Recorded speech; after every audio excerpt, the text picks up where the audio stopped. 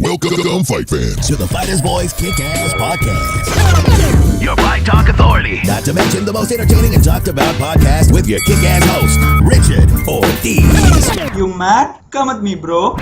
And his loyal kick-ass co-host, Senor Cole ESCOVEDO. Streaming live and worldwide. Coming to you all the way live from a little place somewhere in Cali. The Fighters Boys Kick-Ass Podcast. Fresno, California. Mad Production Studios in Fresno, California.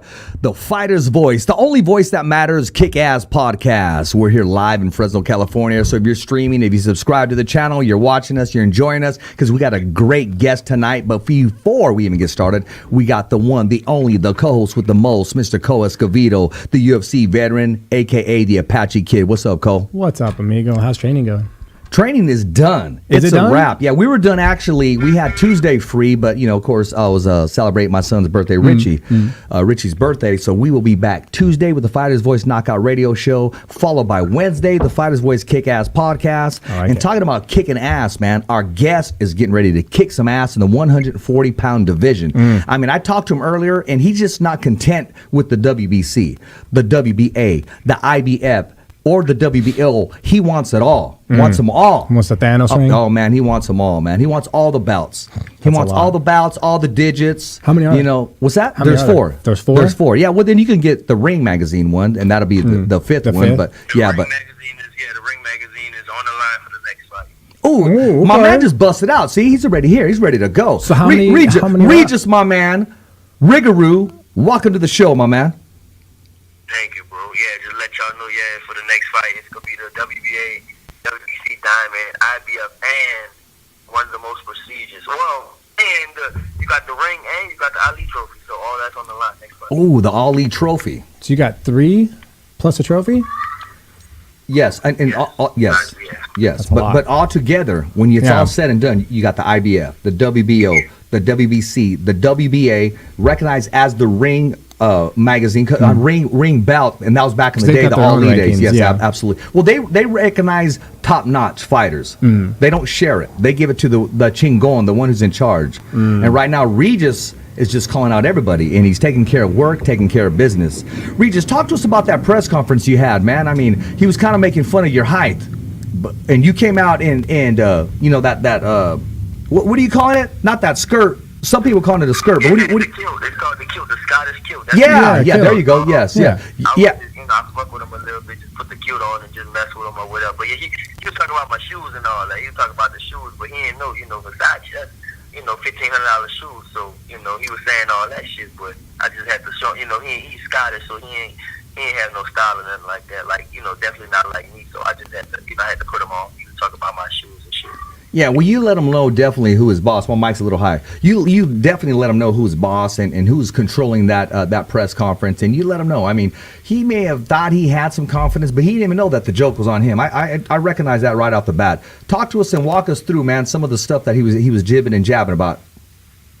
I mean, the first thing, he was just, cool. I mean, real cool dude. All the people in Scotland, it was cool, but we were just going at each other. He said I was shorter, and I was, of course, way shorter without the shoes on, which is, it is true, but I told him, height never made a difference. Fucking Ndanga was like 6'2", and, I said what happened to him, he got out in 2 rounds, and I don't think I ever fought, as far as like in the last 5 years, fought nobody who's been shorter than me. Everybody's been taller than me, so that never, height never ever mattered to me, ever. I think I'm probably one of the, I might be, out of all the, if you look at all the champions right now that has a belt, I'm the smallest one, and I'm ranked number 1, so that tell you something. Height don't mean shit, so I just was, I just told him, we were just going back and forth, and that's all, but at the end of the day, the dude was cool. It was alright.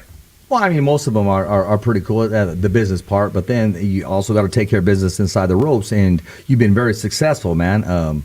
That southpaw stance and those body shots, man. And I noticed you talked about rankings, about being ranked number 1. Talk to us. I noticed that post today, and I noticed you let somebody know exactly who was ranked number 1, and that kind of got my blood going a little bit. I said, you know what, I got to reach out to this guy. I know he got some news. He wants some people to know. Talk shit to Fresno's own Mr. Rick Marigian and his fighter Jose Ramirez. after Jose's fight against Zepeda, Dan Raphael of ESPN put him number one at 140 again. He put him at not again, but I was ranked number one for a long time. And after he really, he had a close fight with Zepeda, he put him number one. So Rick took that, he took his ammunition and said, "Oh, I'm not number one, I'm number two," and all that stuff. Really, after that fight, how the fuck can you even put him number one even after that was a close. Whatever, and now, after my fight, I'm back number one again. He's down at number three. He's not even number two. Josh Taylor is over him. He's number three. So of course, I jabbed at Rick and just let him know, I'm number one. I was always number one with Yahoo. The Ring magazine, Box Rec. I was number one at all that shit, and then now I'm back. I was number one on ESPN too, but I went to number two for a few weeks, but now I'm back at number one. So I just had to show him who the boss is. I'm number one. How does that make you feel knowing that you are ranked number one right now in front of all the 140 pounders? I mean, is it an accomplishment yet, or do you still have work to do? I still got way more work to do, bro. I mean, if I felt like I was satisfied, then I'll just retire right now. But no, I feel like I got a lot of work to do. I am a world champion. I am ranked number one. I do feel like I'm the baddest at 140 right now. But for me, I still got a lot of work to do. I've been, I'm already back training. I'm already back, like not in training camp, but I'm already back at the gym training. If people don't know, I'm actually living in California myself now. I moved to LA, so I'm back. I'm over here and all that stuff. And I still got like a lot of work to do. I want on the belts. That's my goal, is to be undisputed at 140. I want every belt we got at 140. And this next fight in the final against Josh Taylor, that's like my second step. My first was Kara Relic, and I got the WBA belt, and I'm the WBA world champion next. It's gonna be for the IBF, the ring, and the Ali trophy. And then after that, we'll see what happens. Man, you got your work cut out for you, but you have everything lined up, everything ready, and you're taking the proper steps. I heard you say that now you're living in L.A. I mean, is that a decisive move, or you just kind of visiting, or you said to yourself, "Hey"? No, I have a big ass house out here. So okay. Big ass house. Yeah. I live here. Cool, not a regular house, a big ass house. A big ass house. I was gonna say. Yeah. But what I was gonna say is, I had a crib out here in LA right now, and I actually still have a house in Houston. I have one here, and I'm getting two built in New Orleans right now. So, but as far as right now, where I'm laying my head is, it'll be in LA at least for a while. Good, man. A lot of real estate options there. So speaking of options, I saw in one of our press photos, I don't know if we have it or not, I saw you in a there it is, right there. Saw you in a jiu-jitsu gi. So are you looking at doing some crossover? Are you looking at just for funsies? What was your goal? For me right now is I got a partner. One of my partners out here would be from Brazil, and he's showing me some stuff. When I was out there, I've been doing it for a couple of years now. So when I was out there, I was training, doing a little MMA and jiu-jitsu. Same thing. When I'm outside of training camp, I do a little bit of that stuff. Okay. But I don't think I would cross over. I'm making way too much money in boxing to even think about MMA. The only way I think about that is, if Dana White offered me, 9-figure deal to fight somebody in MMA, then I'd probably do it. But as far as right now, no, I'm strictly a boxer. Well, Dana White talked about branching into the boxing promotion scene, so that might make one more belt up for grabs that'll fall right into the category of things you already do. So, but it is cool to see you in a jiu-jitsu gi. So when I see that, I automatically think, okay, so he's already gonna look. Once you conquer the boxing world, what's next? You can only have so many belts. Now it's like, what else is a combat sport challenge? So, well, that's cool though. If you just we'll see what happens after boxing is done. And, we'll see. But like I said, Dana White might offer me something huge one day. So we'll see. I like that.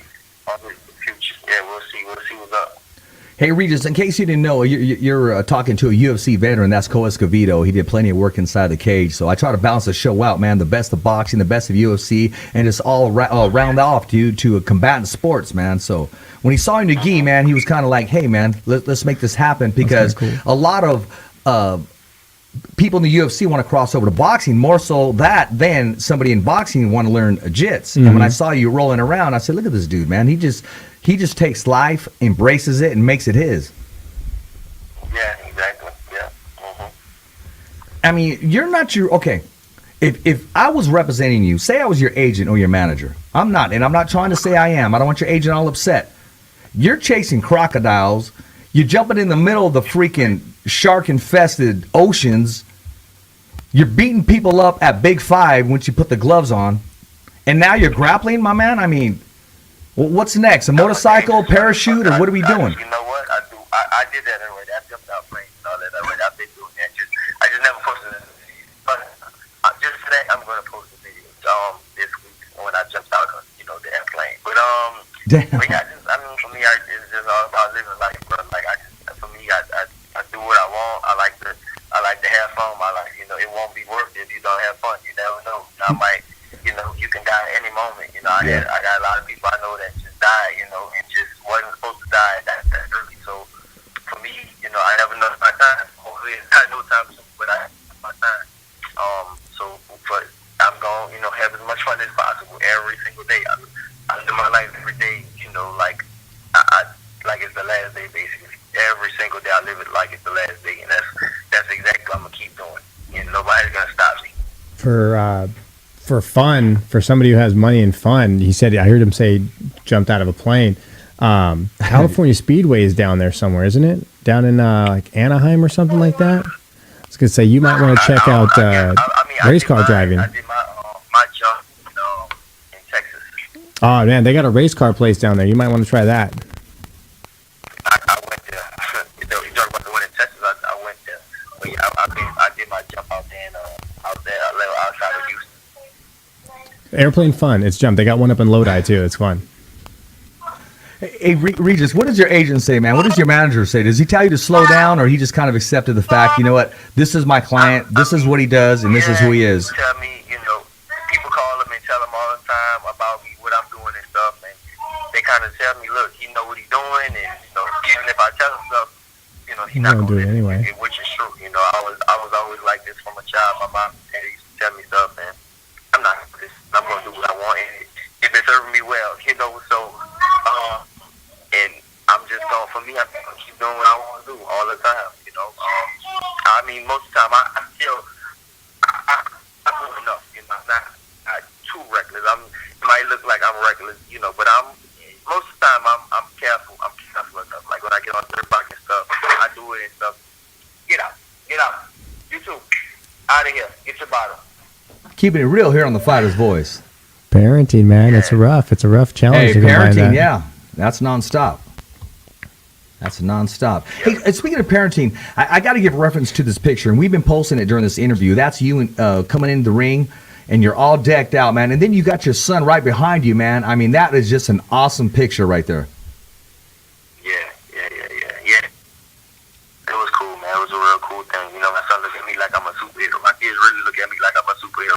I'm pretty sure everybody, kids look at them like that. They just look up to them. I really look at me like damn. Like my daughter even called me like, you Regis Prograis. Like she tell me that, like, you're Regis. Like she said, that's Regis Prograis. Like she see my pictures and stuff. Like that's Regis Prograis. Like I'm your daddy, but yeah, I am Regis. Oh, okay. Prograis. Oh, okay. Yeah. She called you Regis, huh? There's Regis right there. She called me Regis Prograis. Like Regis Prograis. My son look at me like, oh, that's the Rougarou and stuff, man. So they look at me like the highest to the highest to the highest of the highest. Yeah, they don't even call you dad. They still look at there's Regis right there. I like that. Mm-hmm. That's good, man. So I know that already adds to the ammo, the motivation, man. But you seem to just be full of energy, man. Where do you get that energy from? And you said earlier, you made reference that when you were a kid, you've always done some things and you live life on to the fullest, man. Is every day fun for you? Every day is fun for me. I'm not gonna lie. Every single day is every day is fun for me. Yeah, to be honest, it's just I love it. I love living life. I love doing things. I wake up every day. I never thought my life would be like this, but I literally wake up every. A big whole nice house to my family and stuff, my friends around me, and I do what I want. I go to most of the time every day I go to the gym. I have fun. All the people, that's something that I love to do. I'm very passionate about. You know, I go to the gym and fight and box and stuff, and then at that I kind of just do what I want to do. You know, just if I want to be with the kids, most of the time with the kids, or just anything that I want to do. That's what I'm gonna do. And if I feel like, all right, I'm bored here, I'll leave and take a trip somewhere and do whatever I want. You know, so I'm just very, very blessed that I can live the life that I'm living. I never that this can happen. I never really dreamed that this type of life can happen for me, but it did, and I'm glad. And there, I just every single day. That's just how I am.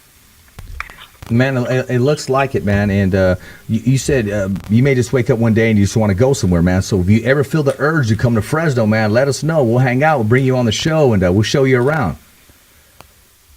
Yeah, you gotta let me know what they got to do out there. Y'all got water runs, y'all got what y'all got to do over there. Y'all got 2 water parks. You know what? I might come. Yeah, It might be a trip. Hey, we got water parks. We got a studio here. We can record some live stuff of Regis, some commercials, some advertising. We'll take you to some casinos, wherever you want to go. Yeah, we got a couple casinos here, and it'll be worthwhile, man. Whatever your preference is, man. We'll take you to a fight. We can just sit down and watch a fight. There's a lot of MMA going on right here. Well, actually, we'll take you when there is a fight, and make sure you get some VIP table, and it's worthwhile to you and your family. Or if you just want to come down yourself. Now, listen, do it properly. Don't just pass over Fresno and you say, hey, boys, I'm going in, and you jump off a damn parachute and you come down to Fresno. Yeah. No. I got you. Okay. Yeah, I'll be back out there one day. Okay. Well, yeah, and you know what? We'll help you out, man. And we'll pick you up and, get you out here. Now, you're in L.A. We're going to be doing some broadcasting at actually Robert Garcia's boxing academy, his gym in Riverside. And I'm thinking the next time we're out there, I mean, maybe we can meet up somewhere, man, and have lunch, sit down, or get a little soundbite. Because the fighter's voice, we don't just sit back here. We like to go out there and get the content that nobody is afraid. Well, that everybody's afraid to go do. I mean, nobody around here really wants to leave their comfort zone. And I'm not here to point fingers, but it is what it is. I'm willing to go into your area, sit down, get a little soundbite, and maybe chop it up a little bit. I got you. Yeah, just let me know when y'all on the way out here, and if I'm here, then we, and the schedule permits it, then we do whatever. Okay, man. I just can't get enough of that big 5 flurry you threw, man. That body shot with your homie. And see, I like the way when you first started, you put the gloves on. I mean, you just went right at him. Now, when you guys went around that little aisle, he threw that shot, and you weren't even ready for it. It caught you a little bit. Yeah, he got me a little bit. He tried to sneak me. That was cool, though. But you got him with that body shot. That's the same body shot that ended the fight. I remember us talking about that. Yeah, exactly. That's the same body shot I threw on Relic, too. That's dropped him in the first round. I'm not here to stir stuff up, man, but I'm going to call it the way it is. Rick Merigian has been going off on you on Twitter, Instagram, every chance he gets, and I'm thinking, I don't understand really, but that's just him. I stay out of it. Today, you finally just said, you know what, enough's enough. You really didn't go off, but you let him know what time it is. You let him know I'm here. Mm-hmm. Well, you know what, with me and him, we go back and forth, and I guess it's an ammunition thing. Feel like I mean, for me, it's like I just let him know, I feel like I don't even have to do it. I'm ranked number 1 in the world right now. Ramirez is not, and I just feel like I'm better. All around the board, I'm just a better fighter. I know I'm getting paid more than him, so it's just like it's no competition at all. But Rick, he still say things, and it never gets under my. It's actually funny to me. It never gets under my skin, nothing like that. But every now and then, if we talk in the gym, and me and my partner talk in the gym, say this, say that, and that's why I actually put the thing. Somebody was saying something in the gym about some stuff. I was like, go get my phone. Go get my phone. Let me do it right now. Let me talk shit to Rick right now and see how mad he gets, because you can tell he gets pissed off. He fucking writes 3-page paragraph on Instagram, and I don't reply to none of it. I just laugh at everything he puts. For me, it's all jokes and stuff like that. I never feel offended by none of the stuff he says at all. But it's for me, I just laugh at it and just it is what it is. That's how it is. Well, he does it for the reason that we're talking about it right now. Like, that's why he does. Like, you got to remember, he's a manager, he's a promoter. Like, part of his job is to instigate and try to cause less them to argue and more people to argue on their behalf. Because once people start arguing with each other on social media over, oh, I think Ramirez this, or I think, Regis this and that, they don't even have to talk yet. They've created, exactly. They created the interest. So that's why he's like, it's funny, it's nothing, but like Rick's just doing what he's going to do because that's what we're doing right now is why we're talking about the fight because of that. And that Rick's job is like, job done. So that's all that really matters. So that's why I like that Regis. He's like, I don't take it seriously. It's whatever. He knows that he is ranked one. He's getting paid more. But I started with him for, most of the time. Most of the time I start with him on, because I just feel like fucking with him. So I don't start with him and stuff like that. But, I know he'll, get his panties in a bunch and stuff, and I start with him. But I know his job. His job is to be a promoter. I never see Ramirez talking and nothing like that. He seems like a cool dude. He don't say nothing, but Rick does, and I'm gonna clap back. I'm not one of those fighters to where I'm gonna hold my tongue. Like I have ammunition just like he has. Mm-hmm. I can, I'm the fighter and I can be the promoter and the manager all at the same time. My manager don't have to jump in. I can jump in. I can go head first myself, and I guarantee I'll be okay. So he has to. He the one has to take up for Ramirez. He has to put words and he has to be creative and all that stuff for Ramirez. My man don't got to do none of that for me. I do all that stuff all myself. Everything, I do that stuff myself. Nobody didn't tell me what to do or nothing like that.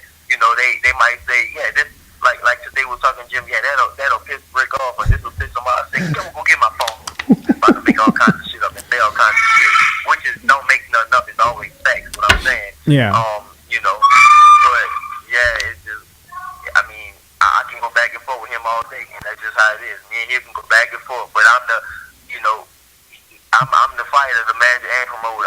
Exactly. You're the one that's ranked number one. All that stuff together, all rolled in one. I don't need nobody to jump up on me like he does Ramirez. It's like he always got to defend Ramirez. Ain't nobody got to defend me. I'm one man on me. I defend myself. And that's how it is. Self-promotion is always the best. He does a great job. It does. It really does. He's ranked number one. So I will say this: going back and forth with you and Rick, it's actually entertaining. And I know Rick means fun by it. I can tell because I can tell when he's starting to throw a curveball, not a fastball at your head. He's throwing that curveball to offset you, and it's very entertaining. It really is. And you're taking it in strides. You're taking it like a true champion because other people are weak-minded mentally, and they take it personal and start dropping F-bombs and just start going off. And you take it with stride. You take it like a sparring match. Yeah, because listen, when I came out there, every time, people say all this stuff online, you get in front of their face and it's none of that stuff. It's nothing real. It's no real beat to what, it's none of that stuff. It's just all play. When I went to Scotland over the weekend, man, the Scottish fans knew me more than the people here knew me. They all wanted to take pictures with me. Even I got in the lobby and the dude was like, he was so cool, he wanted to take a picture. He was like, when you stood up on the chair, I don't know if y'all saw when I stood up on the chair, they showed me on the fight, they booed me. He was like, I booed you, but I still want to take a picture with you, so that's just how it is, it's no hard feelings or nothing like that. It is what it is, it's not nothing, there's no real hatred and nothing like that, especially to me, not at this point in my career. Now, one day it might like people really don't like Floyd stuff. They don't even know him, but they don't like him, which don't make no sense. But, when I came out there to Fresno, all the people, I saw certain people that I looked at their profile online, they was talking shit to me, and the same people was like, they was giving me my credit. They didn't, of course, they're not gonna tell me I could be Ramirez, but they're like, you're a real good fighter, and I respect you, all that type of stuff. So anything that it is. Well, there's that reverence too. You said it best, the respect of a fighter, especially now when you see him in person. He's just not posting anything. He's living and breathing, and he's within reach of you, so you need to get your stuff straight, especially if you know your boundaries and have some respect at the same time, and they appreciate you being a world-class fighter and now a champion. Exactly, so, none of that is real. It's just, we all fight. We fighters and all that stuff. So, when we got there, Rick showed us that but love. He was a whole different person. In person, he was just way different. He gave us the best tickets. We had the best tickets in the house. We was sitting in the front row, almost inside the thing. We was in front of his family and all that type of stuff. And, he showed So he say all that, and that's just it. It's just part of the job, I guess, part of the business. So he said part of the promotion. I'm gonna say this. I'm gonna go back and forth with him. No, exactly. If he's gonna do something, he's not gonna go half-ass. He's gonna bring out everything that he can. Okay, that's a lot better. Turn that hiss down on that mic. He's gonna go all off and completely, and he'll surprise you, man. He surprised me numerous times, and then I'll get surprised again. I'll get love from him, and then I'll keep it real. Then I'll get the cold shoulder. So that's just him, But I'm thinking to myself, when I get the cold shoulder, maybe he's just locked into work or something. So I don't take it personal. Back in the day, I guess I would, but I really don't take it personal. And knowing that he gave you VIP all the way around, that shows reverence and respect. And Fresno fans, I literally noticed when they saw you, they got off their seat and they ran to where you were. I saw that. So that was a no-brainer. I was sitting with the press in the middle of, I was actually talking to Lee Samuels from Top Rank, so I didn't want to say, excuse me, Lee, and just go over where you were. But I did see you. I saw you walking in. I saw you standing there. You brought your presence in. Mm-hmm. Yeah. So it's, like I said, it's all good. All that, it's cool with me. But me and Rick, we going to go back and forth. But,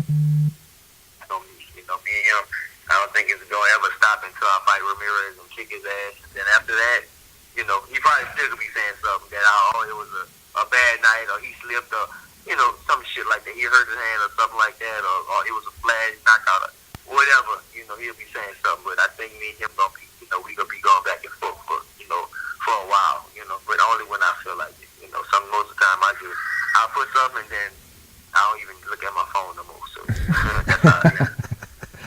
That's probably the best thing to do. Right now, we got a picture up of you and your whole team, man, and I want to ask you about that. Talk to us about Team Regis, man. I mean, we call it the Wolf Pack, The Wolf Pack. My team is just, Wolf Pack, so I mean, I got a hell of a team, just like Floyd said, you just as strong as your weakest link. So, I got a real strong team. Everybody around me, I understand that I'm the machine, and everybody, my coach, my strength and conditioning coach, Evan, he put it like I'm like the race car, and everybody has a job. Once you at the pit stop, everybody has a job. So you got the drive, and you got the people that change the tires, you got the people that change this, that change that. Do all this. My team is, So I mean, I got a great team around me, and a good support system. And now, is that the same trainer you've had since the amateurs in management? I don't mean to ask personal questions, but these questions are coming in. I just got a question from a Bill Coddington. He said, ask him if that's the same team he had since day one. So I'm assuming since you were the amateurs. I mean, day one meaning not since. I mean, it depends on which day one you're talking about. Right. Day one since I started in New Orleans. No, since I started in the amateurs. No, since I started in the pros. No. I started working with my trainer Bobby Ben at like I'm thinking my 7th pro fight. Okay. And signed with my management team. With them about a year ago. Here's a question from Carol, the cut woman, because she works the corners. She's asking, first of all, she says your son's cute. Will you support him if he chooses the sport of boxing and decides to box and follows dad's footsteps? I mean, you know what? You have to. I support him with whatever. But I want him to box. No, I don't think so. I wouldn't want none of my kids to fight. Especially boxing. But I think my son, he'll most likely. I think if he want to fight, he'll do MMA. Like he likes to grab and choke and and punch and kick and stuff. So if he wants to do a fight, it'll probably be MMA. But I wouldn't want none of my kids to do it. I don't think he has it born. You have to be born from a certain background to me, and I'm born from that background. I just don't think he's not. You should see the house I live in. The things they have. My kids are rich. I really have rich kids. I never grew up like that, so that's why I have hunger, and that's why I love the sport like I do. It's like that was something that I love to do, and for them, they don't have to make money to fight. For me, it was only, if I wanted to get rich, if I wanted to have the things I have now, I had to do, had to play sports, and boxing was it for me. For them, they don't have to do that. They already, I got rich kids already, so no, I would support him. Of course, whatever he wants to do, I support support him in it, but I definitely wouldn't advise him to box. Okay. Wouldn't encourage it. Yeah. Yeah, support it, but wouldn't encourage it. That's an easy way. There you go. There you go. Here's also another invite. It says, if you come down to Fresno, make sure you stop by Selma. There's a boxing gym called Robert Garcia's Boxing Academy, Al Perez Jr. And he said he'll provide the hospitality. And Selma's like maybe 40 minutes away from Fresno. So if you come to Fresno, man, you've already been invited to a gym. Okay, perfect. Thanks. And one other question. It's from Caleb Bertoncini. He said, where can I find a Regis hat and some gear, some shirts? www.regis.com. Okay. Can you say that one more time? It was kind of breaking up.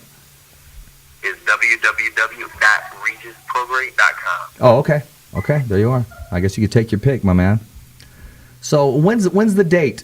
Tell all the viewers and the fans that when they can expect you inside the ring. Well, I mean, I can't tell them because I don't know. I don't know yet. I really can't tell you. Maybe September, October, but yeah, we don't know yet. I don't know no date yet.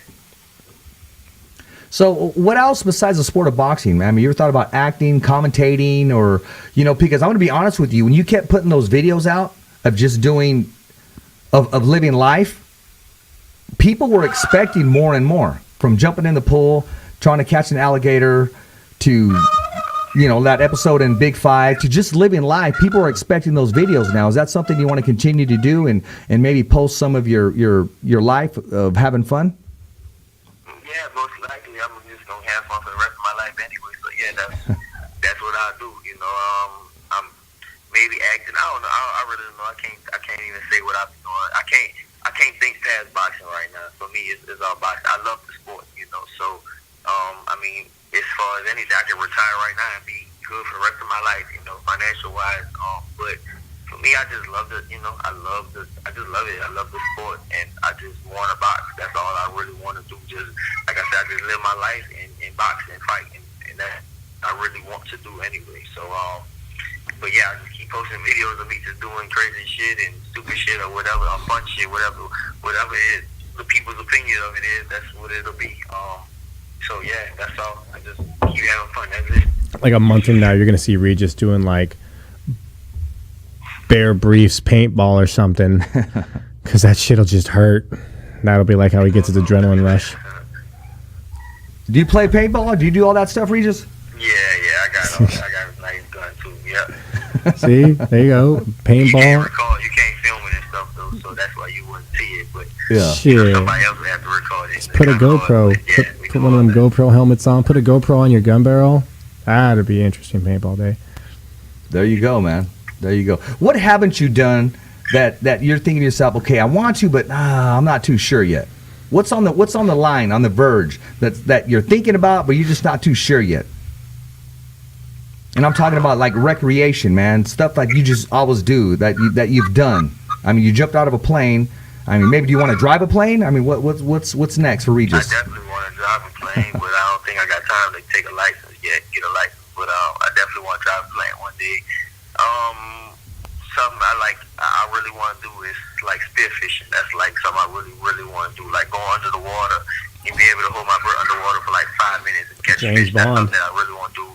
And most likely I'll be doing it, in a couple of days. Cause I'm here in LA now, so they got all that stuff over here. So I'll be probably doing that type of stuff over here. But I don't know, man. For me, it's just when I wake up, whatever I feel like doing, I go to the gym and then I think about, let me see. After the gym, I think about, all right, what the fuck can I do today? Okay, let's do this, or let's do that, or let's do this, and and that's kind of what I do. Whatever, like I said, whatever I want, I will do whatever I want every single day. Sounds rough, man. I mean, the man puts his life at risk in the ring all the time. It's got to be worth the paycheck. It's ends are coming in. I want to talk about those $1,500 shoes, man. What made you? I mean, when you picked them up and you looked at them, what made you pay for them? Once you tried them on, or you already knew right off the bat, I love the style. These are mine. I like them. I like them. They call chain reactions, Versace chain reactions. I like them. That's all. I got a couple of pair of them actually. But I just wanted them. That's all. I just like them. That's all. Hey, do you got any size 11 and a half floating around anywhere? that size. And you said you're a very humble person. You never really go out shopping. And one day you just came back with some bags, man. Talk to us about that shopping spree. No, well, that's for my wife, to be honest. Oh, okay, She's okay. a big shopper. Yeah, she's the big shopper, not me. I don't worry about nothing. To be honest, I'm really not in the fashion like talking about it. I'm not, I know now I'm a public figure, so I have to be on my P's and Q's when I step out. But for the most part, I'm not really a big time, fashion person, nothing like that. But my wife is. She's into all the expensive shit. So most of the time, I get all the stuff for her. I make everybody else happy. I'm happy. Like I said, I'm happy just living life. I'm high up life. I wake up and breathe every day. I fucking look outside and I'm good. And I go do what I want, go to the gym, and I'm good. So with all everybody else, I got other people around me and stuff. Like my wife and my mom, and I rather just spoil them instead of getting all kinds of shit from me. Of course, I spoil myself, but for me, I don't need material things. That's not what makes me happy. With all your free time, you said you always got this free time. Do you ever sit down and look at the business aspects of the sport, look at where it is now versus what it was like 10 years ago when you started out, kind of things? Like, do you look at the changes? Do you ever consider getting your dollars and investing it back into boxing as far as like a business approach anymore? Or do you just want to wait until you're completely done fighting before you look at that aspect? I mean, I'm not going to wait till I'm completely done, but as far as right now, I'm just not worried about, that type of stuff. For me, I just want to worry about fighting. That's all. I mean, I just love the sport. Like I said, I enjoy it. I enjoy doing it. And, that's it. I wake up and do something I love to do every day. And that's kind of only what I focus on. It's not work at that point. No, not at all. No, not at all. Not work at all. Not at all, man. But you know what, man? I will say this. Every time that we spoke, every time we communicated, man, I mean, you've been down to earth. So when you get all 4 of those belts, I want you to continue to be down to earth, man. Make time for the Fighter's Voice, because we'll always make time for you. I got to send you some gear, man, a shirt and a hat so you can represent, man. So next time you do one of those little stunts or skits, man, you can rock the Fighter's Voice gear, man. The Fighter's Voice, the only voice, Regis, the only voice out there. I got you, man. Yeah, you got to send me something. I will, man. And you know what? Appreciate you taking time of your busy schedule, your loving life, spending money on your wife. And if you go deep sea fishing, you're going to need a knife. So make sure you got your stuff together, my man. For like a whole second to go, fuck rhymes with life and wife. Knife. Yes. Regis, what do you got to say right now to all the friends, family, and followers here in Fresno, California that started hating you, now respect you, and now love you? Yeah, man. Thank y'all for following me or whatever. And, I might be out there. I might be out there. You never know. I might come out there and fight y'all fight. I fight Ramirez out there. You never know. We'll see. And whoop Rick's ass too. Whoop Rick and whoop Ramirez in the same night. So there you go, man. We'll see. Man, I like you, man. You're full of confidence, man. How can they follow you? How can the fans follow you, man? What's your IG or what's your Instagram? My IG is at Regis Prograis. My Twitter is at Aura Prograis, and my Facebook is Regis Prograis Boxing. Regis Prograis Boxing, and that's it. Right on, my man. Hey, man. Hey, here at the Fighter's Voice, we appreciate you, man. I got nothing but love for you. I respect you, man. And you know what? I'm gonna go on your website, man. I'm gonna order me some gear, man. I'm gonna rock the shirt and the hat. I'm not gonna be one of those that just I interview a fighter and I'm not gonna support him, man. I'm gonna watch you, support you, and then if that day comes that the man across the ring is Jose Ramirez, then we can sit down, we'll talk, we'll analyze, we'll have some fun, and I'm expecting a very exciting, intriguing fight. But both you and Ramirez have a business they need to take care of in front of them, and I truly believe that your paths are going to cross. Yeah, of course. It definitely, hopefully it will, and it happens. We'll see. Cole, anything from my man before he steps out? All I would say is I would highly suggest NASCAR racing. If you're looking for a fun activity to spend your 7-figure money on, I would say race car driving. It'll give you a good rush. All right, that's a bet. I'm going to look into that then. California Speedway. It's, I think it's called like the Richard Petty Experience or something. Got it. Oh, my man, I'm going to let you go. Appreciate that. I'll keep in contact with you. This link I'm going to probably send to you probably sometime tomorrow, man, and then we'll chop it off then, man. Chop it up, and I'll get you that gear. Alright, man. All right, always a pleasure, class act. Hey, have a good evening, Regis. Thank you. Alright. All right, bye. Man, nice guy. Yeah, super nice. I like that he just has all this free time and to just do what he wants. It does. I get what he says about his kids and the pedigree upbringing. Yeah. Like, because a lot of people be like, well, yeah, but if you had good pedigree, they have good pedigree because they're your son. And I'm like, well, yeah, but you have to remember he realizes that the upbringing, the nurturing and environment, or the direct that variable. mental preparation leading up to drive, it. sacrifice, suffering, all this kind of stuff. Whereas I'm not saying he doesn't teach values to his kids, but he realizes as a parent, he's like, dude, they got it on fucking easy street. And he realizes that. And that's actually really good. I mean, this may sound wrong, but there has to be a form of, I'm not sure if this is the word for it, suffering. When I say that, suffering, not having the shoes, not having the meals, not having the cars, not having the trips that other kids take, and it makes you hungry for it because you've never had it. Yeah. When other people take it for granted. It's a hard line of, I'm not giving it to you because I want you to be driven in life. I want you to want things in life versus, well, you have the money. Why are you making me suffer? Yeah. You know what I mean? Like, there's that weird line of like, yeah. when your kid gets good grades and stuff, but you're like, I got to find a way to teach them suffering. Like, they need to understand what it's like to not be able to have something you want and what you got to push yourself to get it. And that's hard in this day and age. Marvin Hagler said it best. It's hard to get up to go running in the morning when you have satin sheets. Yeah. You know, and I sleep on a couch, bro, and I'd still be like, man, it's so comfy. Because I got a really soft blanket. And it's warm when it's cold out. It's warm. Oh, well, there's always that one blanket, man. There's always that one blanket or that one. I spent my time running. In Spanish, they call that one sabana, that sheet, man. Dude, no. Speaking of sleep, though, dude. I said sheet. Oh, well, sleep too. Sleep too. Well, I was Same thinking thing. of the bed and the sheet couch. leads to the sleep. We were thinking of the satin sheets. Yeah, thinking of the bed. Dude, speaking of sleeping, dude, did you see Sage's X-ray? Did you see the X-ray of it? Yes. They showed it. It looked like It looked like somebody hit him with a fucking pipe. Yeah, I mean, like, that's not even right. Yeah, exactly. That was a man's hand. Yeah, but here's the thing. It was a really strong dude. It was a kickboxer. It was the right hit, the right pivot, he just pow. It's almost That like one Sage shot. went out there and said, I'm going to drop my hands, just fucking clap me. And lean in with my chin. Yeah, everything was perfect Timed. for his opponent. And he just walked right into it. Everything was set. But dude, and plus it was unexpected. I don't even think Sage expected, but man, he just kept backing up. And the second he touched that rope, that guy was like, good night. Boom.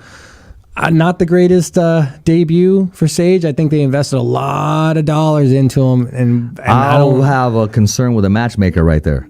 At least for the first one, man. See, now I would think the same part. thing is like, you think you'd want him to win his first fight, not send him against like a kickboxing monster. Like the guy's a badass Or as far as someone that kickboxing possesses goes. power that can just in your night. And I mean, somebody showy, somebody that's flashy. Oh but my yeah, God, dude, there it is look, there. wait, dude, for a fucking second, I thought that was Crazy Horse Bennett when I first saw who he fought. I just saw the clip, and I was like, did fucking Crazy Horse drop Sage? But then I realized it wasn't him. But when I found out who it was, I was like, dude, that's a dangerous fucking guy for your first fighting overseas, your first time. It's different. Just look, bro, his face. I mean, he looks like a Shriner, I guess. I don't know. He's taking it in stride. Of course he is. But how else can you take it? He's a professional. Yeah, He's always been a professional. Sage has never used excuses. He's had his hardships. There was, people that were just like, your dad's mishandling your career, this and that. There was tension and friction there. We all moved past that.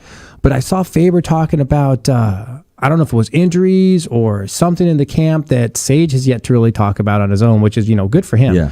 But I've seen some clip of Faber talk about, wow, we were kind of against him taking this fight. We didn't think it was the smartest thing. And now that I've seen the end result, I can see exactly what they're talking about because they knew who he was fighting. Yeah. They're like, dude, Sage, your karate shit does not match up well against a solid kickboxing striker. But he took it. He took it. He knew what he was getting into. I'm sure he didn't just take it and say, okay, I don't know who this guy is. Well, there's lots of reasons he might have taken it. The money was probably is that right. coming up right now? There's money. There's is that a video game? Self-pride. What? Hey, are you on a video game? Any of the video games? Fuck no. You're not? Fuck no. Joe Soto made some video games, though. He's on Hell some. yeah, he did. Good for Soto, too. He deserves it. But right there, yeah. It was. Look, but he kept circling to his left, and just walked. Man, dude, look at how fast that fucking guy is, dude. Look at, see, hands down, and what if circling, that right, and just done. And he missed that other right hand. So like that, dude, his face is already swelling. I think there was so after seeing the Faber clip, the mad KP with bringing up that content off, dude, freestyling that. I'm loving that. KP's had that on like a file on slide. He's like, just say it, say something, just say it. He's saying, say it. But no, I just think after watching the Faber videos, they're all on steroids. No, they just think it was probably the bad fight to take. Like I watched him say it was like, probably wasn't the smartest idea. Probably was a bad fight. There were some camp issues.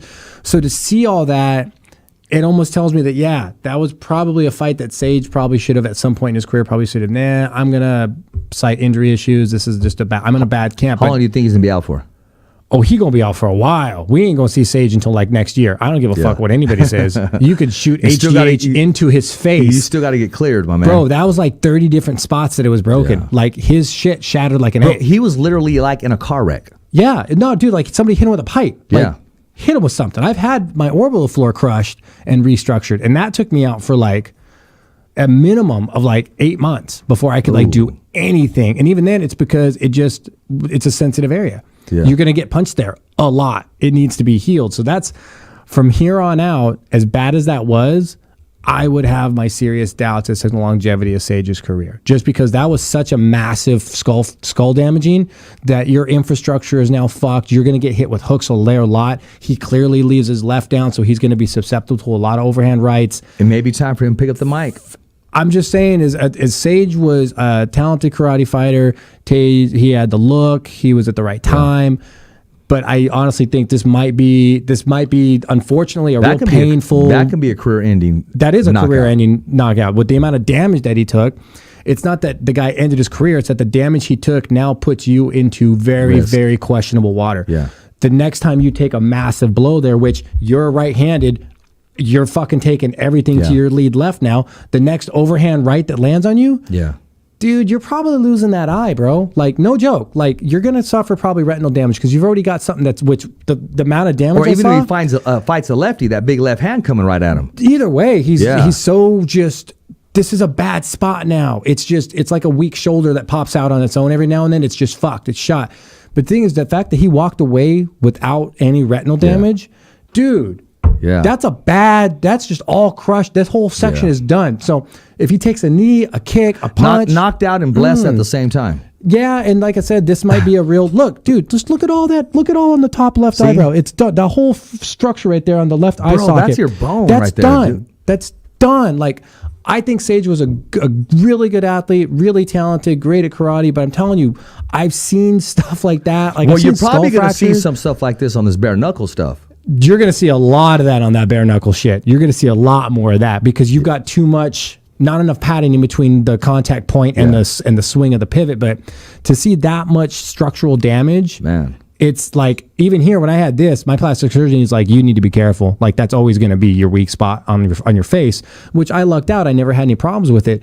But to have that much structural damage, dude, that's like taking a sledgehammer to a support beam, knocking it out, and then putting a broom there and going, yeah, that'll work. The first time somebody bumps into it, it's going to go. So honestly, dude, I think Sage was in the right place at the right time. He's talented. He's gifted.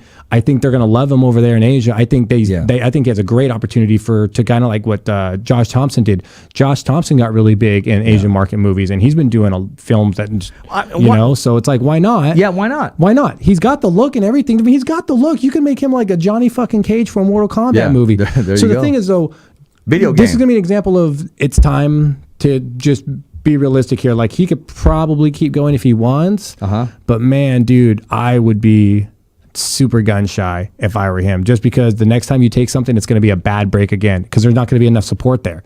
And it's just going to crush. And you're probably going to lose that eye. He may be making a decision soon. I hope he's at the very least. I hope he's at least having that conversation. Oh yeah, with his coach, and it doesn't have to be with his family, but at the very least he needs to have that conversation with his coach, his doctor, everybody. And his doctor. And well, doctors are always going to be like, no, don't fucking do it, you'll die.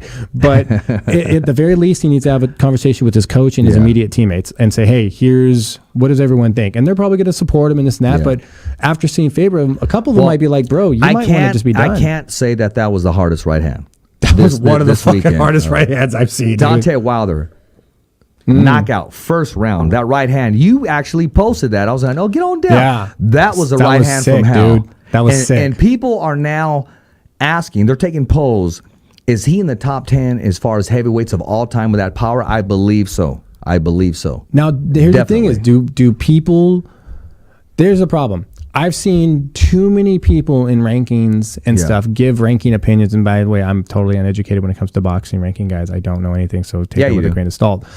But rankings in general, people tend to only rank you based on your last fight, not a series of fights. So you kind of get an inflated sense of, yeah, he just knocked that last dude out. But then you look at his last like 2 or 3, and 2 of the 3 were a decision, and one of them was like a sloppy late round TKO, and you're like, okay, well, maybe hold on a sec. So now you got to really look at the whole curve. There's a learning curve to it. There's a ranking curve, and it's just kind of getting ignored entirely these days. He has that modern day power. I mean, for right now. But we're talking about the greats. I mean, you want to talk about, oh my gosh, of course you're going to say Tyson, but I'm talking about George Foreman. The technicians, the guys that were big, but they're strong, but they had a science to it. Like Tyson's science was just, I'm going to fucking hit you as hard as I can. And a lot of people, and I'm probably going to get a lot of grief, a lot of people do not give this man credit for his punching power, and I'm talking about pound for pound, and I'm talking about Jack Dempsey. That man had there you go. Boom. Oh my gosh. Good night. You see the skin held his neck up. Now, okay. Do you see, I already immediately, 5 fucking seconds in, I see so many technical errors here. Oh, man. Well, the guy's dropping his hands. So, but do you see what he's doing? He's coming overhand right. He's just dropping his left. Oh, gosh, dang. It's just, there's a lot of things that he's not doing wrong. I made a statement that Wilder, when he lets that right hand go, he fully commits all the way down to his freaking toes. Probably commits to his soul. But at the same time, you've got a guy that knows that Wilder's strength is that he lets you come with it, slips it. He knows your left hand is not there. Okay, boom. that was the other argument that I was getting. Okay, well, Wilder didn't fight anybody. Well, then he did exactly what he's supposed to do against a nobody, if you want to say that or that choice of words, because people were going back and forth. So they even asked me, where do you see him in the most power of all time? And I don't have him ranked in the all-time greats. I just don't, because I'm talking about a well-balanced fighter. But current rankings, too. Today's rankings. Well, today's rankings, he's up there. Yeah, he's number 1 as a heavyweight. Number 1 as a heavyweight right now. There's no heavyweight right now in this business that has more power than Wilder. And now people are going to say Joshua and what have you, and they can say that all they want. Okay, now you're basing it on power, though. I could find some juiced up steroid rock climber guy, and he'd be the most powerful puncher in boxing. Ernie Shavers was the name I was looking for back in the day. Ernie Shavers, that man, I mean, possesses power. But it would just possess his power. What happens when he misses with that power? You got to get a guy that's got that. It's a lot more balanced. He's got that power, but if everything he swings for, he's swinging with his soul. Sure, but if he misses... Well, I will say this. He doesn't have the best balance as a heavyweight. He doesn't. Okay. He never did. But Lennox Lewis didn't have the best balance either. Lennox Lewis had like size 18 feet.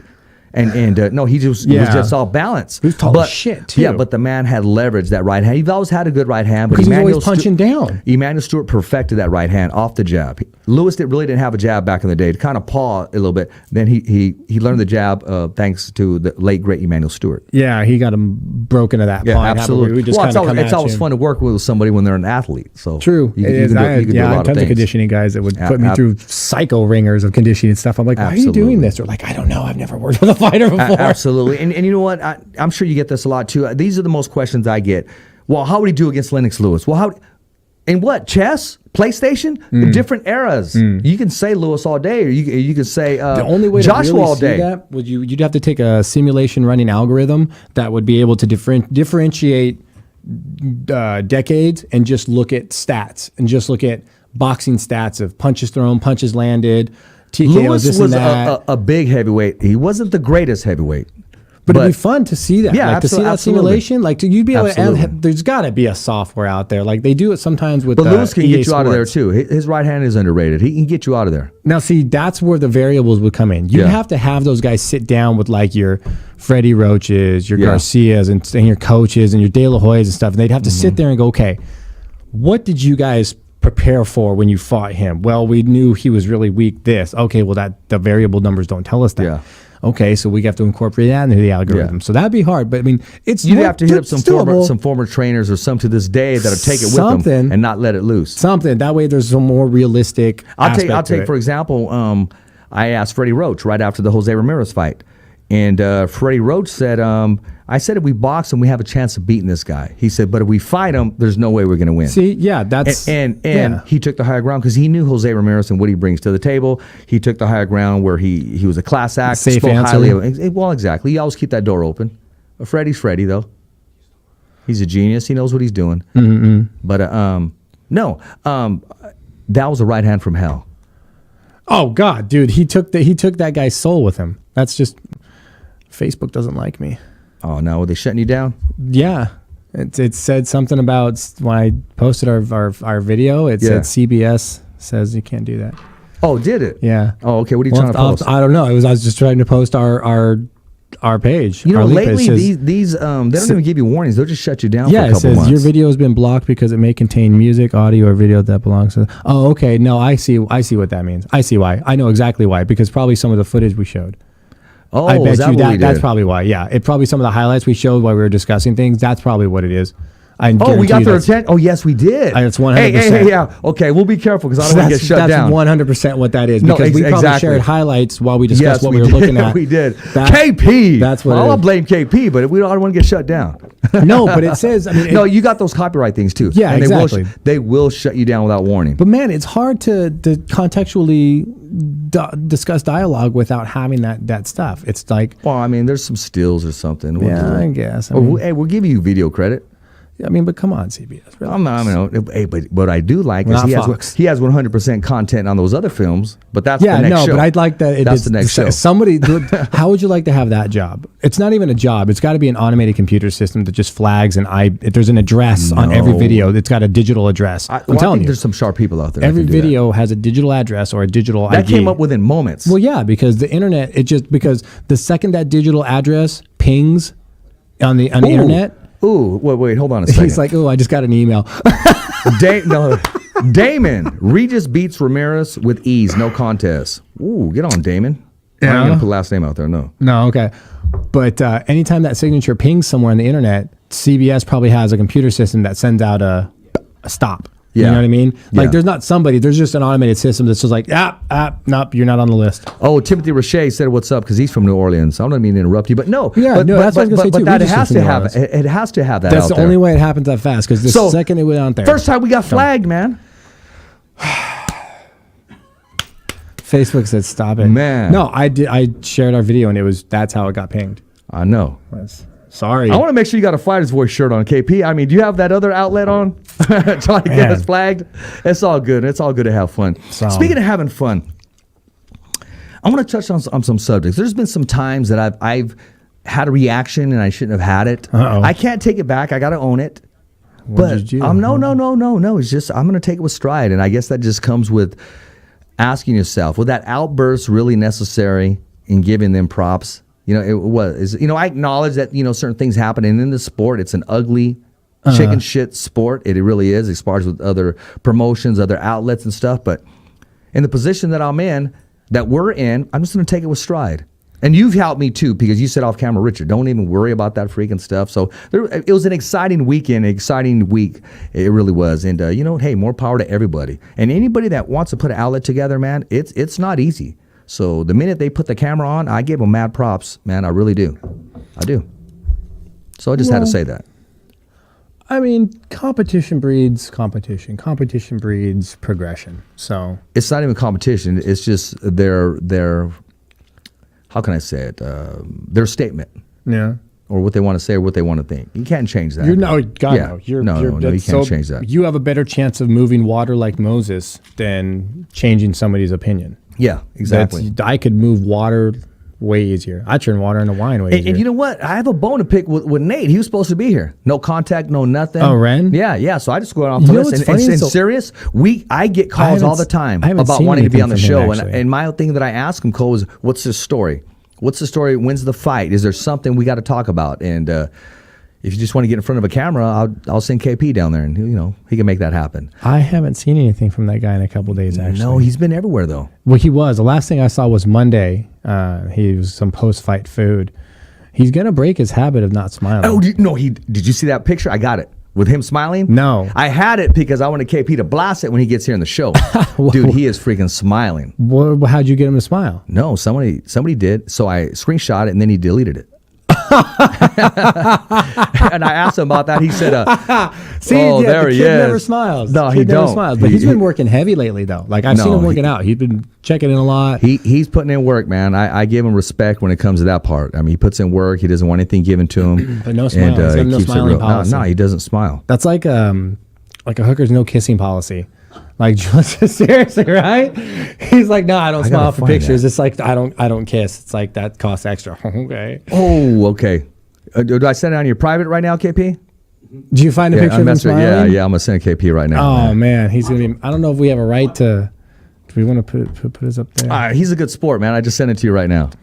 See, but this picture, I'll have fun with it when it comes on, and then we could explain probably why he's smiling. I can't wait to see this one. Yeah. No, but in 2 weeks we have Carol, the cut woman. She's going to be on the show, and you know what? She gave us mad props, and she said, "Thank you so much, But I almost didn't want to say you're welcome because that's what we do. It doesn't matter. Yeah, I mean, that's what we do. We share news and we do it all exactly. Next week I'm trying to fit in the Avalos brothers. I want Landshark in here and Chris. Yeah. We haven't heard from them in a while. They both had a couple fights. Exactly. Nell's got a story to tell. Do you have that picture? There he is. Dude, shut the fuck up. That's him. But see, here's the scary part. It's only the waist up. I mean, come on. I mean, I'm just reading the note that you just sent me right now. Nate, my man. I'm happy for you, Nate. I'm happy for you. So never say never, Nate. But you know what he did say? He said, Richard, smiling's overrated. That's what he said. I get smiling's overrated. I can get why. I can get behind his sentiment because so many people throw around so many fucking fake smiles these days that I can get around it. I mean. But you got to remember, it's okay to smile when it's genuine. It is. If it's genuine, smile. You're sharing happiness with people. When you look at somebody who's smiling, you generally tend to smile too because they don't know what the fuck you're smiling about, but they're like, dude, that looks happy.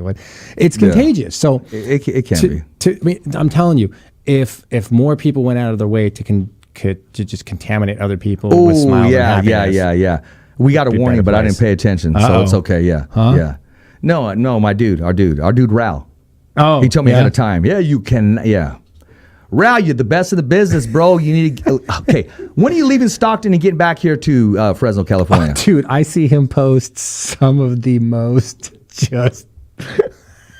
Rao? Yeah, dude. Oh, I mean, all he's posting is Combate stuff. I get the Combate stuff, but every once in a while he slips in a selfie in there. Oh, dude, okay. And he did dude. say a certain someone hated on our podcast. Hey, man. If you don't have people hating on your shit, you're not doing it well at all. Well, what did TL say? If you don't want me to celebrate, keep me out of the end zone. Yeah, and that's what I never got too. Like, you're putting people on an entertainment platform and you're getting mad when they entertain. Your name was brought up, and there it is. Yeah. On a platform. Yeah. You don't get to bring your name up whenever you want to. You're a public figure. True. You proclaim to be, and it is what it is. But, hey, man, no harm, no foul. I ask the questions. I can't control the answers, and life goes on. But I will say this. I do want to say this.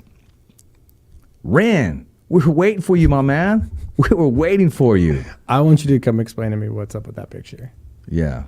But, I can't wait till next week because we start next week on Tuesdays back again, the Fighter's Voice Knockout Radio Show, which leads to Wednesdays, the Fighter's Voice Kick-Ass Podcast. And we got some great guests coming up, and one's going to be a surprise. I was very surprised when he said, "Hey, Richard, I'm on vacation. When I come back, I want to come on the show." And I would never think that on vacation. When I come back, I want to be on the show. Yeah, because he said, a fighter? He said, okay, and I won't say a name. He said, what would you do with an ex-football player? Why would an ex-football player want to come on a fight show? And I said, I'm glad you asked.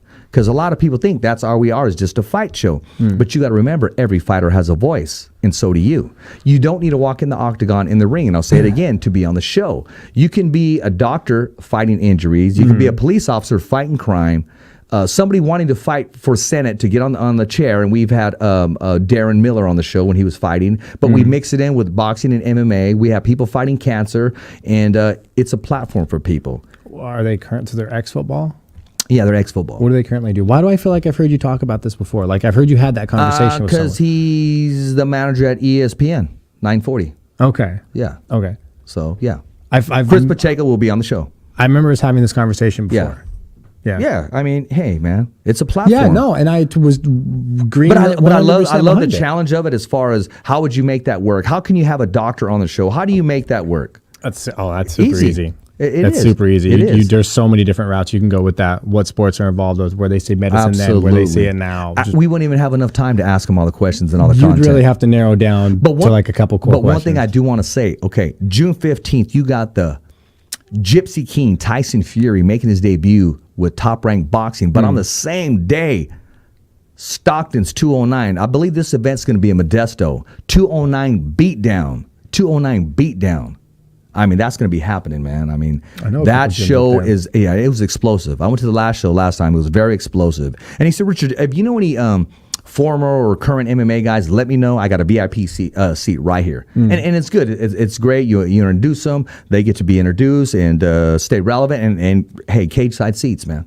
Dude, you can even use like current guys. Get like absolutely Sotos and stuff out there.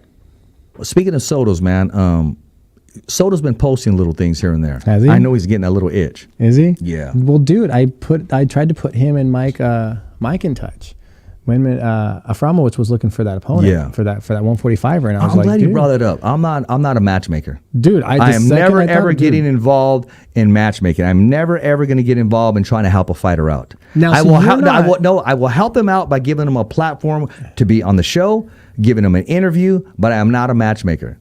Because when you do that, there's nothing done in this life for free. True. There's not. True. There is not. So I don't want to. I'll stay with what I know, but I know enough to say, okay, you would have to go this route or this route. When I'm out of my element, I'm not going to stir you astray, or I may say, let's find out together, or I'll say, I'm not the person for this show. So don't get it taken out of content when I say I want to help a fighter. I'm not going to contact agencies or any of that stuff. Well, I verbally put one together, I thought, but, you know. But like, remember, you can only move on from that. You can only give your opinion on what matches should be made, and then it's still up to the promoter. Well, okay, and the fighters. What do you do when someone says, I need a certain fighter at a certain weight class? And you know you can help. Do you stay out of it, or do you kind of help out a little bit? I would say, here's the name and number of a guy I think that might fit that bill. That's what I should have done. There you go. Like, that's why I tell guys, hey, what matchmakers numbers do you have? But instead, I went back and forth. I contacted that person. No. That's where you're fucking yourself. Well, I just learned that. Yeah. So, but when this wasn't a homie who asked. This was somebody with some freaking clout. It doesn't matter.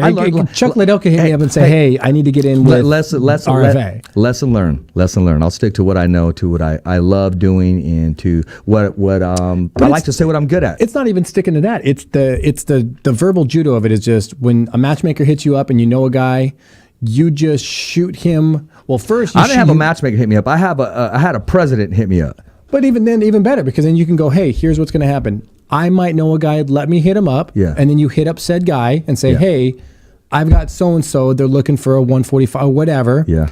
Your name came up to mind. I'm not doing this, but what I'm saying is, are you interested? If so, I'm going to give the matchmaker your contact info. I did all that. And then that's it. I did all that.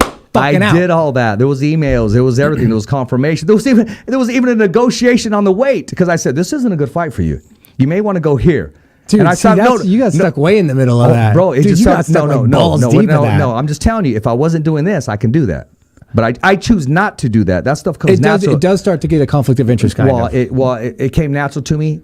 I won't do it again, and I'll let that go. Lesson learned. Yeah, because I'd rather keep relationships and so-called friends than throw it away because of some miscommunication or some because if those negotiations fall through, or low money bullshit. And that's really not your problem, because all he said was A was looking for B, you're B, B meet A. I'm out. Like, that's all. That's why, like, when I was just like, Soto, meet Mike. There you go, guys. Like, it was like that day, and I was like, fuck yeah, why not? Because they're both looking for the same thing. That took place that day too. Well, good. Yeah. Did they get that match? Did he find him a home? Were they looking for an opponent? Did they find a fighter for that guy? Somebody else contacted the guy maybe a week later, and according to that contact a week later, they made the match, but was already verbally done by way of. But another organization or just another camp? The fight's probably going to take place. 80% sure that fight's going to take place. That they negotiated? I didn't mention no names, did I? No, we haven't. It's probably going to take place in August. I mentioned my August. attempt to get Soto and Mike in touch, but that was just my attempt at you know what? That's as far kind of thing let's as I talk go. about that because I think Soto will go in there and clean it up. I think it'd be a really good spot. I'm actually surprised that nobody scooped him up when he became a free agent, especially with the way he fought against TJ and stuff. I figured the second he was viable to get scooped, somebody would have. But he also might have pulled himself off the market too, because I know he was going in a couple different directions. So he was open when we had that conversation. Oh, I'm going to put word in his mouth, but we had a conversation, and he said, "Okay, if this makes sense, I'm in. Dude, I makes sense or not. He should be fighting for LFA. He should be fighting for Combate. Like he should be fighting for that. He has fight left in him to just say, okay, I don't want to fight anymore. Oh, dude. I mean, the guy's and in my opinion, has no business standing toe to toe. He is a ground wizard. He is a wizard, my man. He would go in there, and his wrestling and his jiu-jitsu would be it's freaking really remarkable. entertaining. Remarkable. Because you got to remember, you got a lot of those guys that I've seen on their roster so far. They love the bang. Yeah. They're bangers. Great, cool. Dangerous. One thing about Combate, man, even though the crowd was low in Stockton, the events, the fights itself, the matchmaking there, I mean, these guys come chucking them. And that's where bad timing hurts. They throw hurts down. the review of your show, and it hurts the fighters because they're not getting as much exposure for those exciting matches. Speaking of exposure, and I don't want to bug him right now, but congratulations. Richard Goodman had twins. Matchmaker from Tachi. Palace Congratulations. Fights. I saw that picture today. Yeah, congratulations, Richard. And I want to know, were they expecting twins? I don't know.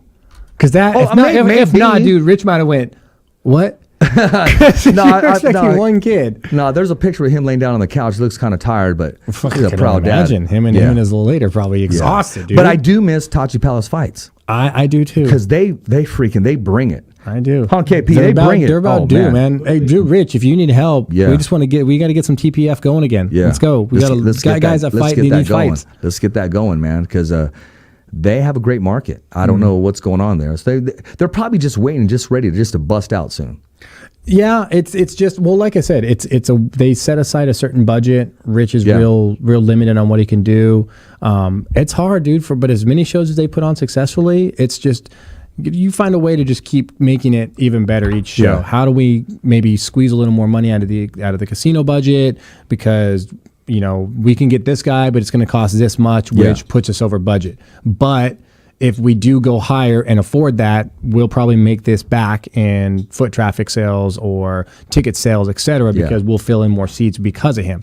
The dollars are there. It's just a matter of cost effectiveness versus, your overhead. So. Yeah, are we good? What do we got? About 5 more? Okay, yeah, we're good. So, man, the fights were uneventful this weekend, man, on the UFC. Right? Yeah, it was real quiet. Dos Anjos won his fight. Yeah. But other than that, there was no real ladder movement. It was like I said, this is the cause and effect you're going to get from ESPN Plus making that partnership with the streamings and the content demand that ESPN and the digital carriers are putting on them. It's not just we want to put on a bunch of shows. It's we want a bunch of shows. Yeah. Like as many shows as you can give us. So they're just you're going to have a lot of fights that just kind of don't move anyone anywhere. Yeah. They just kind of happen. And you're going to be like, well, hold on. I've seen this dude fight twice. How is he still 7th? I don't understand. So, because the rankings don't really mean anything. But look, again. Well, it's the politics about it, man. Man, quit bringing that up, man. That's because that's the golden. Would you buy that shirt? Would you buy that fight? No, heck no, man. No, I'm cool. And that's my golden example of where their rankings. I mean, I'm a DC matter. fan, but I don't want to see that fight again. Me too. And I don't want to see that fight. No, I don't want to see that fight. I don't think there's a very large population of people that want to see that fight because it just doesn't make any sense. But anyway, that's my golden egg for how rankings don't really matter. It's just that's the gold example. Yeah. How do rankings matter? Make that make sense. Yeah. Well, there's nobody else to fight on. Bullshit. Well, talking about fighting, man, somebody who fights on my taxes, this lady is badass, bro. No, she did my taxes, bro. She got down. Zoila Frosto taxes, man. She'll tax that ass. Knock it all out, dude. She will knock it all out, dude. All the fines, all the everything. Bro, she is badass. She is bad. She's the best. Bro, not only do you get that, she gave me some content. I can't wait to have Zoila on the show now. Yeah? Yeah, but I'm not gonna like lean that. I'll let Zoila spill a little bit. But Mama was spilling. I'll keep that between us. But Mama's a G. Me and Mom in trouble. Well, I will say this. I know where Zoila got that fight from because Mama's a G. Oh? Yeah, the way Zoila knocks people out, that's why her mom knocks them taxes out. She just punches the shit out of them. Just boom, it's a wrap. Hey, Zoila's tax service. Dude, I hope you're getting Madera, paid. California. Not number 2, not number 3, but number 1 in tax service. She doesn't let you go unless it's good to go. And you know what? It's everything. She evens out and she will help you. She'll go that extra mile for you because it wasn't just, okay, Richard, sign here, bounce. Yeah, no, there's she more went to through it than that. thoroughly. If you want it done correctly. Every receipt, every I, every T, stapled, printed. She showed me, okay, this is why this is this. See, you can't be doing this and doing this. What you need to do is, okay, you need to be smarter about, categorized. yes, these, exactly, like that, bro. yeah. She's badass, bro. Yeah. She's like, this is a work expense Okay, me you home. know how we have Miles Harris, badass attorney? We need to have Zoila Frosto, badass tax service. Boom, knock the Dude, taxes I out. want to see a commercial with Zoila's mom with like fucking like dark ass Ray-Bans on. Yeah. And like some action signs of it. Tax is done. And Yeah, dude, that would be dude, badass. that'd be Well, fun, Zoila dude. should be in there. She'll be punching him and stuff. Tax Huh. that ass. Kick- That, dude, I want to see Tax Zoila that have a ass. tax that ass commercial or a slogan pop up. Speaking of Miles Harris, man, he went with me to the Combate fights. Loved it, man. And he's a G. I mean, he don't just sit there, man. He's experienced it. Oh, he was yeah. kind of disappointed that he didn't have blood on his suit. That type of stuff. He was right there in the He said, grid, I wore man. a cheap suit hoping to get blood on dude, it. hey, dude never rocks a cheap suit. No, well, what we consider, Yeah, what he well, consider you a know. cheap suit might be like Yeah. a paycheck for me. So Yeah. Speaking of gear, and that's nothing cheap, man. Jose Ramirez, man, his gear. Yeah. I mean, I bet you he just bought a new house. I bet you he has one room with just his clothes, man. Dude got gear for days. probably got a big ass walk-in closet. And see, he has that style where he can get away with it. Like me and you wear it, they're like, what the fuck? Yeah. Are you going fishing or something? Yeah. He can rock that style, man. It's kind of like Nate. Nate, you just kind of wears whatever. Oh, Nate just puts a black shirt on. But Jose Ramirez, I mean, you can see him like a Mexican GQ magazine. Yeah. No, you really He's can. He's got the politician look. He's got Boom, that. right there. Hey, Rick's already on it right now. he's texting me saying, Rich, you're already late, man. He did the photo shoot, everything. No, serious. He has that. And you know, the models are kind of slender anyways. So yeah, I can see that happening. The Duga rocks gear, man. I'm sure if they pay him enough. Have you seen his house? He's I doing mean, okay. yeah, but that's what I'm saying is what he makes and then something else to use his image, he'd be like, I don't know. Nah, That didn't sound- I don't see enough He's not zeros. camera shy, bro. Yeah, but No, it's he knows not how a to matter work of it. camera shy. It's a matter of you want to use my image to promote your product. That can't be cheap. Oh, well, I mean, That you know. can't be cheap. Speaking of imaging, man, Hector Macho Camacho, he won his fight. First round Yeah, knockout. I was Went to gonna the ask body. you about that. I saw the here we go. backstage. Oh, here we go. Boom, to the body. Okay, here we Ooh, go. That was it? That was it? Well, prior to that, he threw a combination, Oh, man. That's okay. all it needs to be seen. I was going to say, because It's that macho time. Look at him. It's macho time. I'm probably going to get a call from Cassius. That's an inside joke saying, don't play macho stuff. Man, nah, that was good. I was Yeah, it wondering was because good. I saw the backstage before. And I was going to ask you how that worked. Yeah. And he fought, I believe, like at cruiserweight or something. So cruiserweight, what's that? No, 185? I'm giving him a hard time, man. The dude fought at super middleweight. So what's that? 170? At 168. 168? Yeah, Okay. yeah. But his goal, he has a goal, man. Yeah. Try to get back down to him. Well, that's step one. Right Yeah, there, step absolutely, one. absolutely. Hey, man, Step take one, it. checked off the list. Yeah, exactly. Did he get a chance to talk to him and see what he got planned? Gonna try to jump onto another one? Well, I mean, the interview that I heard him say was, hey, he was working to the body and one step at a time, and his next fight is going to be in Puerto Rico, from what I'm hearing. Yeah, and then I believe Florida, and then he wants to take one here in the States. Okay. I mean, here in the United States. I mean, talking about New York, Yeah, so which he's is trying another to, second home to Puerto Rico. trying to get some tune-up fights is what he's Yeah, trying to do. absolutely. He's trying to get a tune-up fight or two and get the rust off and get down to that weight Yeah. that he wants to actually compete at, and then take probably a I want to challenge see fight. him in Bam Bam Rios. Yeah. They Yeah. both run around at cruiser. Well, or I super mean, middle? but they both walk around. I can see that fight taking place at 154s. Hmm. Yeah, Bam Bam Rios is with Robert Garcia. He lost his last fight, but that name came up during an interview that we had, and he said, "I like it." He goes, I remember talking still about that think- one time. I still you were think- kind of pushing for that idea a little bit. Yeah, I like to see that I mean, happen. Man. he's got, But again, got a little husky on him. I'm not He's playing got- matchmaker, man. I'm but not. he can make a lighter weight. I think he I can believe easily so. get it. He's got some weight that he can shed there. Yeah, exactly. So to see him hit that target weight of where he wants to be competitive right now, this is just getting down. Believe it or not, he weight. came down. He was up there, and he came down. So one step at a time. You don't just want to completely drain and your He's body. just going to work his way down until he gets to the weight cut area, and then take probably a challenge fight. And I'm excited because we got a new segment that's coming out, and it's called The Voice in the Crowd.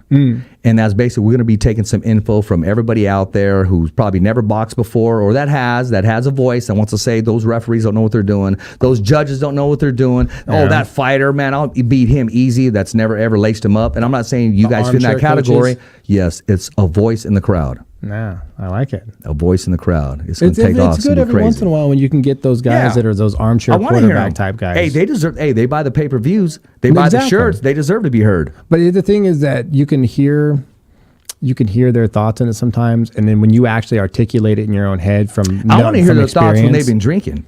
That's Stand them up. That's their fucking thoughts when they've been drinking. No, you know what's the best one that I always get? Man, they shouldn't have stopped that fight. What do you think, Richard? Bro, he was out. Yeah, he was out. Bro, did you see his eyeball? His fucking eyeball was hanging out, bro. He was out. Yeah. Well, the referee didn't even count. Do you think he needs to? Yeah, go look, bro. Face down. Face down, hands out. That's it. It's over. That's it, man. The ref comes in and goes, 1. That's it. If you don't move by 1, you're done. You're done. You need to already be on the way back to your feet, dude. Yeah, that's it, man. And I'm excited because we're going to be auditioning some new voices here. I mean, a female Spanish voice. So later on, we're going to be letting them know they can send their video. We're going to send them a script. They can send their tryout video, because a lot of times they sound real good with their own, their own little channels, and they get here. We've had some, and they don't know how much for words. So we're just not going to throw them out there. We're going to work with you and coach you and, get you to that next level, man, and take the opportunity. Because no one ever said, hey, Richard, I got something here. Do you want to be heard? I mean, or do you want to try out, so to speak? Or, hey, let me introduce you to this guy. And I didn't get that. The only thing I got was from Big Al Perez Jr. He said, you want to do radio? I said, sure. And I didn't hear from him for like 6 months. I showed up one day, he just threw me in the water. But he gave me the opportunity. I learned a lot from that man. But that reminds me, I got to do voiceover recordings for this script this guy sent me for some cartoon thing. Oh, really? That's cool, man, because I got a script, too, about an air conditioning unit. No, I did. And then this other guy from work, which I know, I got to do it too. He made these videos that he's selling, but he did the voice. He goes, man, I don't like my voice. Ah, okay. So he goes, hey, can you? Yeah, but he wants me to do it. I'm a visual person. I need to see something. You need to see the product. Yes, not just the script. You don't want to say, look at this purple dinosaur, and it's a white raccoon. You know what I mean? Yeah. No, that's cool. That is cool. What AC company? Is it like a company, or is it like a it's an AC unit company. I just got the script, man. It's getting there too. It's short and sweet. Yeah, it's getting hot out. So kind of like knockout heat or some kind of crap like that. Cool. I mean, but I don't know. I don't want to say crap, but some kind of stuff like that. Rhyme, dude. But see, I'm looking forward to when we come with the dream matchups. You know what I mean? When we do that animation stuff. I mean, like Mario Lopez and against so and so against Tyson, or like Kermit the Frog, the Frog versus freaking Freddy Krueger or something. You know what I mean? Celebrity deathmatch. Yeah, something like that, but a little bit of what we're doing. Yeah, but with a cartoonish atmosphere. Yeah, I mean, because we're basically commentating while it takes place. That'd be funny. Oh, it's going to be fun. That'd be funny. That'd be cool. That's going to be fun. I wish I knew how to draw. Man, I wish we can take it back from the late, great freaking Robin Williams. Oh, oh man. I mean, nobody comes close to that dude. Not Jim on the Carrey speed comes of voices. Jim Carrey comes close, but Robin Williams. Yeah, he had just the ability to just jump from voice to voice. Robin Williams versus Jim Carrey. That would be easy. That'd be easy. Really? Yeah, Robin Williams all day. Oh boy, yeah, his longevity. He just has a bigger talent. Well, I mean, there's voices, but I think Jim. How do we get on this conversation? But I think Jim Carrey's face expressions, man, they kill. Hey. As always, it's been a pleasure. You want to wrap it up right here? Because I got something to say before we go. Oh, yeah. No, remember, guys, check us out. We got our YouTube channel. We've got the Tuesday radio shows coming back. Yep. You know, what do we call that? It's not the KICKASS. The Fighter's Voice Knockout Radio Show. The Knockout Radio Show. I was like, we have the KICKASS podcast, but we've been gone for a couple weeks. So you got the Knockout Radio Show next week, guys, setting up next week's podcast. Yes. And just make sure you subscribe. Check out our YouTube channel. Subscribe, hit the notification. That way you know when we're airing stuff. You don't want to miss out. A week later, you're like, all these videos. So Keep up on it. That's www.youtube.com/thefightersvoice. Every fighter has a voice, and so do you. And I want to thank everybody who wished my son Richie a happy birthday. It meant a lot to me.